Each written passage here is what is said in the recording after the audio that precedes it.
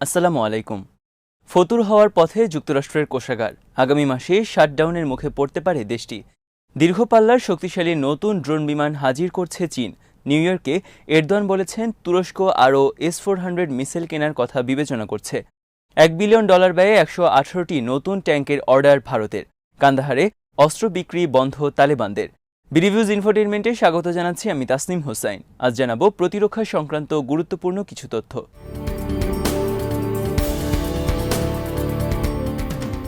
ফতুর হওয়ার পথে যুক্তরাষ্ট্রের কোষাগার।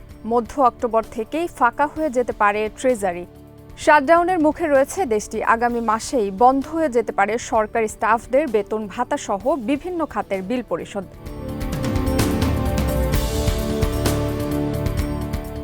কোষাগার ফাঁকা হয় এবং শাটডাউন মোকাবেলায় বাইডেন প্রশাসন মরিয়া হয়ে চেষ্টা করছে ঋণ সীমা বৃদ্ধি নিয়ে গুরুত্বপূর্ণ একটি বিল পাশের।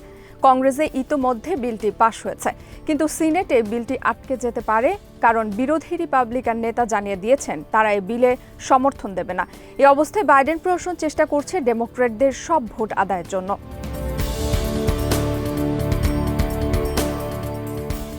সিনেটে এ বিল পাশে ব্যর্থ হলে বড় ধরনের অর্থনৈতিক দুর্যোগের মুখে পড়তে যাচ্ছে যুক্তরাষ্ট্র।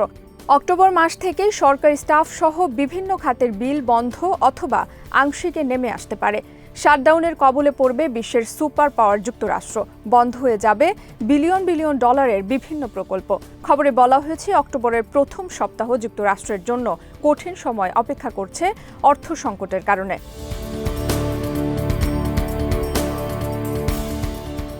ওয়াশিংটন ভিত্তিক থিঙ্ক ট্যাঙ্ক বাইপার্টিশন পলিসি সেন্টারের পক্ষ থেকে বলা হয়েছে, পরিস্থিতি যা দাঁড়িয়েছে তাতে নীতি নির্ধারকরা সঠিক ভূমিকা পালন না করলে অর্থ সংকট দেখা দিতে পারে। সব খাতে অর্থ বণ্টন সমস্যার মুখোমুখি হতে পারে 15 অক্টোবর থেকে 4 নভেম্বর পর্যন্ত। নগদ অর্থের সংকট হলে কয়েক সপ্তাহ পর্যন্ত তারা 60 ভাগের বেশি পেমেন্ট দিতে পারবে না।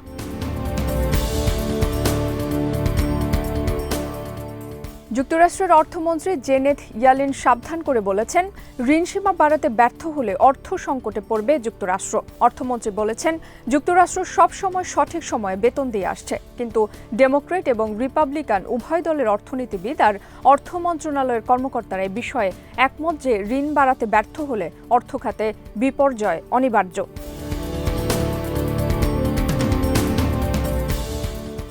এদিকে যুক্তরাষ্ট্রের শীর্ষ সংক্রামক রোগ বিশেষজ্ঞ অ্যান্টনি ফাউসি সরকারকে হুঁশিয়ারি করেছেন, পৃথিবীর এই কঠিন সময়ে যুক্তরাষ্ট্রের সরকারি স্টাফদের বেতন ভাতা যেন বন্ধ না হয়।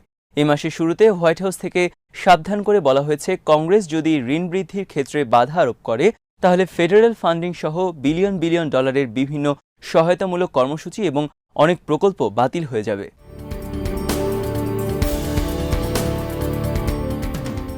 সিনেটে বিরোধী রিপাবলিকান দলের প্রধান ম্যাককনেল বলেছেন, ফেডারেল ঋণ বৃদ্ধির চেষ্টা তারা সমর্থন করবে না। এটা ডেমোক্রেটরা করুক, তাদেরকে এটা করতে হবে আমাদের সাহায্য ছাড়া। তার এ ধরনের মন্তব্যের পরই হোয়াইট হাউস থেকে বিভিন্ন প্রকল্প বন্ধ হয়ে যাওয়ার এই হুঁশিয়ারি উচ্চারণ করা হয়েছে।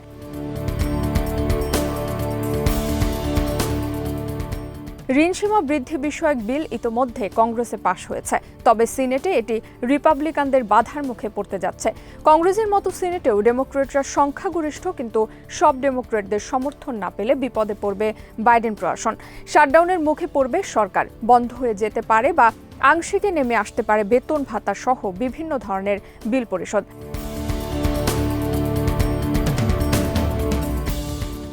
ঋণসীমা বন্ধের জন্য উভয় দলের ঐকমত্য প্রয়োজন। ডেমোক্রেট সিনেটরদের সব ভোট আদায়ের জন্য চেষ্টা চালিয়ে যাচ্ছেন কংগ্রেস স্পিকার ন্যান্সি পেলোসি।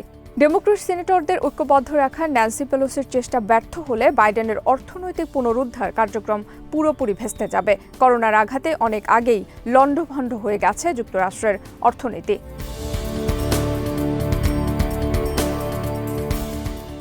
কান্দাহারে অস্ত্র বাজার বন্ধ করে দিয়েছে তালেবানরা। কান্দাহারকে তালেবানদের মূল ঘাঁটি হিসেবে বিবেচনা করা হয়।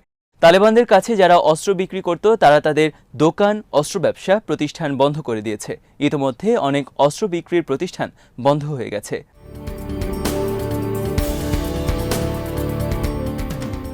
অস্ত্র বিক্রেতারা জানিয়েছেন আগে কোনো ধরনের লাইসেন্স রেজিস্ট্রেশন ছাড়া সাধারণ পণ্যদ্রব্যের মতো মানুষ অস্ত্র কিনতে পারত তাদের কাছ থেকে। অনেকে যুদ্ধের জন্য, অনেকে নিজেদের নিরাপত্তার জন্য অস্ত্র কিন্তু তালেবানরা ক্ষমতা দখলের পর এখন অস্ত্র কেনা বেচা কমে গেছে, ফলে অনেক দোকান বন্ধ হয়ে গেছে।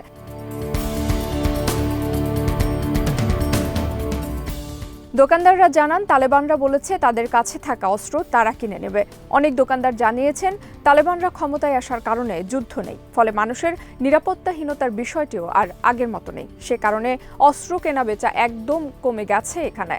আর যেহেতু তালেবানরা দেশের দায়িত্ব নিয়েছে, তাই মানুষের নিরাপত্তা দেওয়ার দায়িত্ব তাদের। সাধারণ মানুষের আর অস্ত্র কেনার দরকার নেই।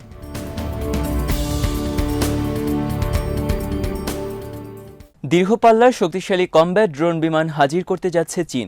CH-6 নামক নতুন এই ড্রোন বিমানের ইঞ্জিন সংখ্যা 2টি। এটি একটি মাল্টি রোল ড্রোন বিমান। আসন্ন জুহাই এয়ার শোতে চীন হাজির করবে এই বিমান। ইতোমধ্যে বিমানটির ছবি প্রকাশ করা হয়েছে। এর আগে চীন তাদের প্রথম ইলেকট্রনিক ফাইটার জেট হাজির করার ঘোষণা দিয়েছে জুহাই এয়ার শোতে। 28 সেপ্টেম্বর থেকে 3রা অক্টোবর গুয়াংডু রাজ্যের জুহাইতে অনুষ্ঠিত হতে যাচ্ছে চীনের এই যাবৎকালের সবচেয়ে বড় এয়ার শো। চীনা বিমান বাহিনীর শক্তি তুলে ধরা হবে এই এয়ার শোতে।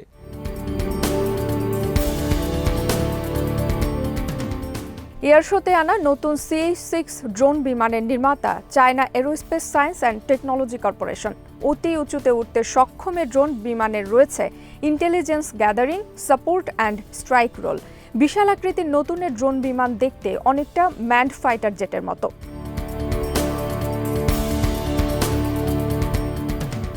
CH-6 এর টেক অফ ক্ষমতা 7.8 টন, অস্ত্র বহন ক্ষমতা 2 টন, জ্বালানি ধারণ ক্ষমতা 3.42 টন, দৈর্ঘ্য 15 মিটার, উইং স্প্যান 20.5 মিটার, উচ্চতা 5 মিটার, সর্বোচ্চ গতি ঘন্টায় 800 কিলোমিটার, একটানা আকাশে ওড়ার ক্ষমতা 20 ঘন্টা, অপারেশন আওতা 12,000 কিলোমিটার। নতুন ড্রোন বিমানের ফলে প্রতিদিন কম খরচে অতি উঁচুতে দীর্ঘ এলাকা জুড়ে টহল দিতে পারবে চীন। চীনা আর্মির জন্য অনেক সুবিধা বয়ে আনতে যাচ্ছে এ ড্রোন।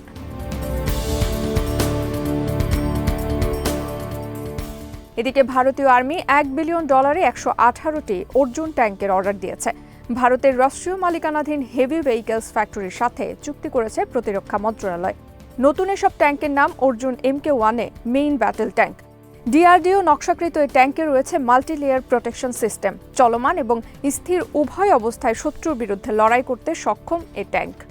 2.5 বছর থেকে ভারতীয় আর্মি এসব ট্যাঙ্ক ডেলিভারি পেতে শুরু করবে। এরপর প্রতি বছর 30টি করে ট্যাঙ্ক ডেলিভারি পাবে। 2027 সালে শেষ হবে ডেলিভারি।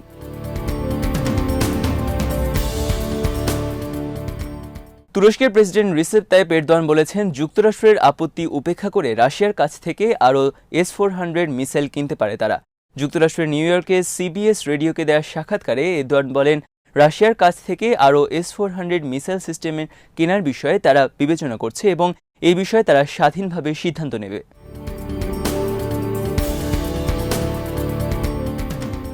এরদোয়ান বলেন $1.4 বিলিয়ন পরিশোধের পরও আমাদের F-35 বিমান দেয়া হলো না। নিউ ইয়র্ক ছাড়ার আগে এরদোয়ান সাংবাদিকদের বলেন বাইডেনের সাথে তার সম্পর্কের সূচনা ভালো হয়নি, যেমন হয়েছে যুক্তরাষ্ট্রের আগের প্রেসিডেন্টদের সাথে।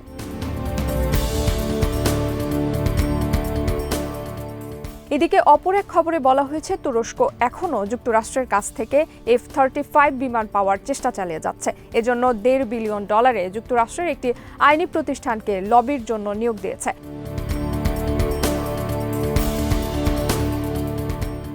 সিরিয়ার তুর্কি বিরোধী কুর্দিদের যুক্তরাষ্ট্রের সমর্থন। 2016 সালে ওবামা প্রশাসনের এরদোয়ান বিরোধ অভ্যুত্থান চেষ্টা।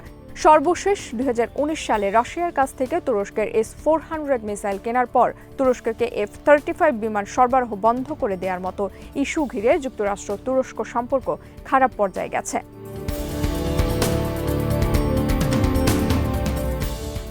আজ এখানেই শেষ করছি। সমরাস্ত্র, প্রতিরক্ষা ও কূটনীতির নানা তথ্য জানতে চোখ রাখুন বিডিভিউজ ইনফোটেইনমেন্টে। চ্যানেলটি ভালো লাগলে সাবস্ক্রাইব করুন। সংযুক্ত থাকুন আমাদের ফেসবুক পেজে। আল্লাহ হাফেজ।